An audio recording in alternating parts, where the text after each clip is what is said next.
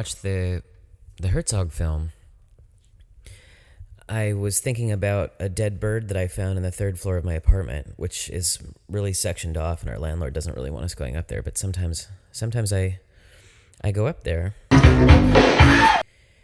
and I had a dilemma because I couldn't tell him about the dead bird because that would be giving it away that I had been going upstairs. So I just thought, well, I'll just leave the dead bird, and it's hard sleeping sometimes though because I know that it's up there. So I was going to check on it. I know his raven had been eaten by these... I thought it would just kind of stay in its dead bird shape. But it looks like it molted. I wonder what did this. Maybe it was the wind blowing in or something. I don't know. But I had completely forgotten about it until I heard the Steiner story of his raven. Anyway, I was thinking about adapting Shirley Jackson's The Lottery to film. And I thought that would be pretty cool. I thought if we shot it on the Pembroke campus, the Andrews Miller Metcalf dorms, and we staged on that plaza up there a lottery where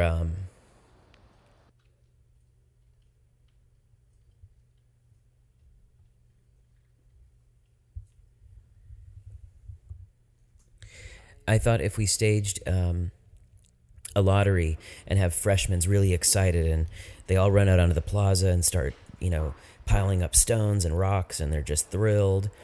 And then we have some old guy who doesn't really want to, go through with this lottery. He thinks it's stupid. He thinks it's a bad idea. Starts talking about how, people at other schools don't do lotteries anymore. And we have... students just coming out, piling out, and they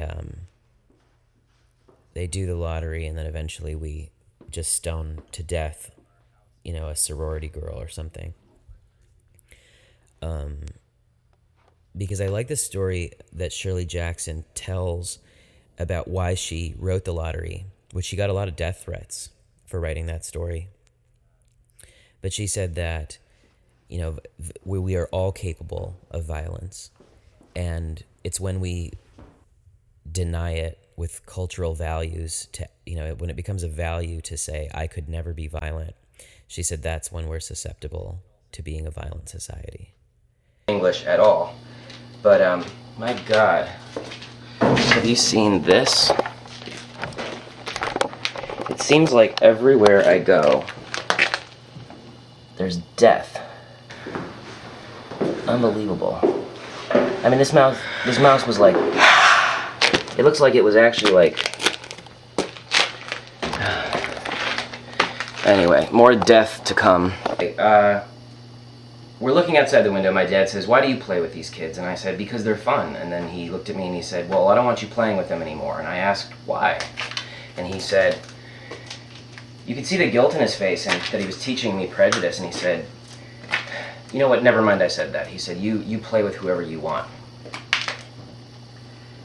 And just then, this beautiful 6-foot-tall girl, her name was K-A, and she walked outside of the house that was across the street, the Hmong house. She walks right outside,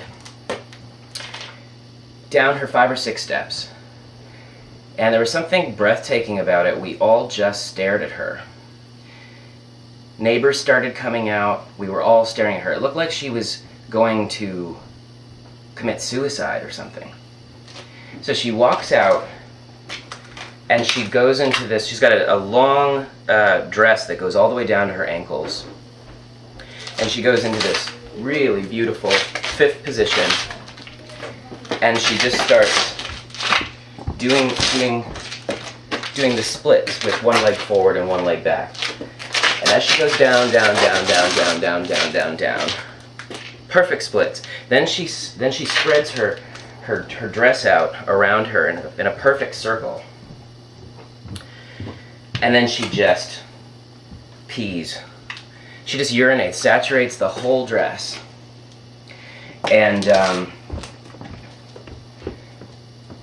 I ran outside. All the neighbors were just, and the women were like, oh my God.